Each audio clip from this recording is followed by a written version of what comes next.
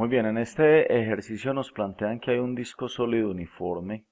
Este disco sólido uniforme tiene masa M, tiene radio R, o sea que digamos que aquí los datos están en términos de letras conocidas. M es la masa conocida, el radio R es conocido y es un disco sólido uniforme. Entonces, esta figura, es decir, disco sólido uniforme, esto nos ayuda a calcular el momento de inercia, ¿cierto? ¿De dónde saco el momento de inercia? Entonces es un disco sólido uniforme. Momento de inercia, un disco sólido uniforme es un medio de la masa por el radio al cuadrado. Y me dan la masa y me dan el radio. Muy bien. Pivotea sobre un eje horizontal que pasa por su centro. Esto lo que quiere decir es que él puede girar sobre su centro. Y hay un eje que pasa sobre él. O sea, algo con lo que están planteando es esto. Aquí lo tengo gráficamente. Tengo el disco, ¿cierto? El disco sólido de masa M y radio R. Y un objeto pequeño se sujeta al borde del disco. Acá está, este objeto de masa M lo sujetan en este bordecito. ¿Listo? Si lo sueltan, dice el ejercicio, si lo sueltan. Entonces, claro, al tener esta masa sujeta acá, como él tiene esta masita sujeta en este borde, entonces evidentemente usted qué espera que pase, que este cuerpo empiece a descender, ¿cierto? Entonces empiece a ganar una velocidad angular, ¿cierto? Una velocidad angular. Me van a preguntar cuál calcule en este punto, abajo del eje, aquí está el eje está en este punto, ¿cierto?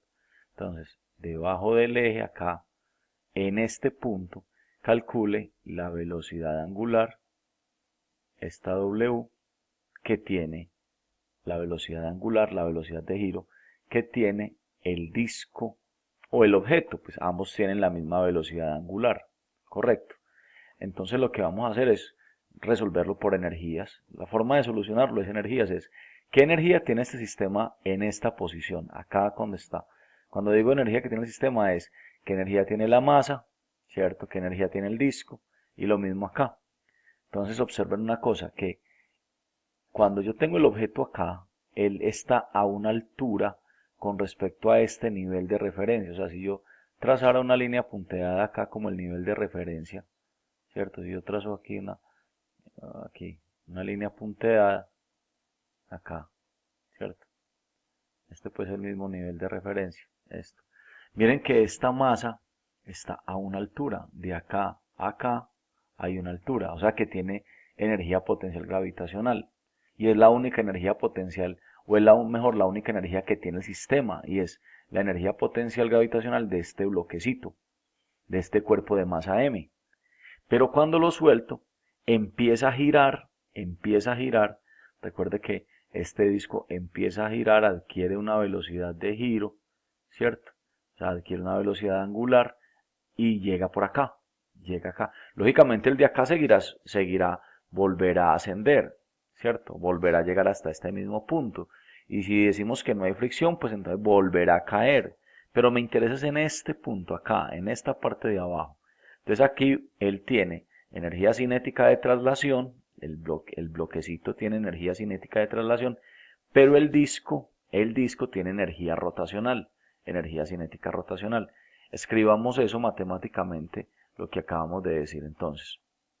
Observen que en este punto, esta es la energía potencial gravitacional del bloquecito de masa M.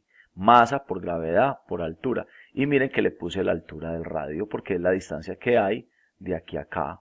Es exactamente la misma distancia que hay de aquí a acá, ¿cierto? Que es R, que sería la altura.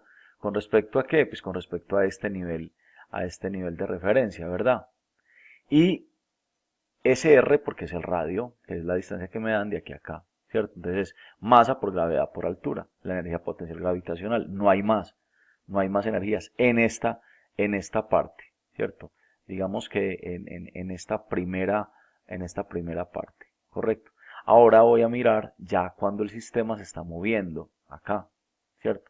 Cuando el sistema se está moviendo, el bloque tiene energía cinética traslacional, que es masa por velocidad al cuadrado sobre 2, la típica energía cinética traslacional, más la energía cinética rotacional que tiene el disco sólido. Entonces lo escribo ahí. I por omega cuadrado sobre 2. Mire que el momento de inercia juega el papel de la masa y la velocidad angular juega el papel de la velocidad lineal, pues para que hagan un comparativo entre las dos energías cinéticas. Entonces ahora lo que voy a hacer es, simple y llanamente, voy a hacer unos reemplazos que siempre se deben hacer y son estos. Como voy a hallar la omega, voy a hallar esta omega, entonces voy a cambiar esta velocidad por omega por r.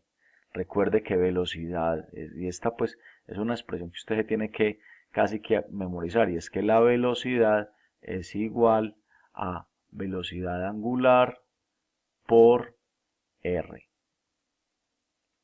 Esto es un puntico acá, por r. Esta expresión es supremamente importante en el movimiento rotacional y es la relación entre velocidad lineal o tangencial y velocidad angular o velocidad de giro al interior de la circunferencia, ¿cierto? Y está relacionado, la constante de proporcionalidad es r.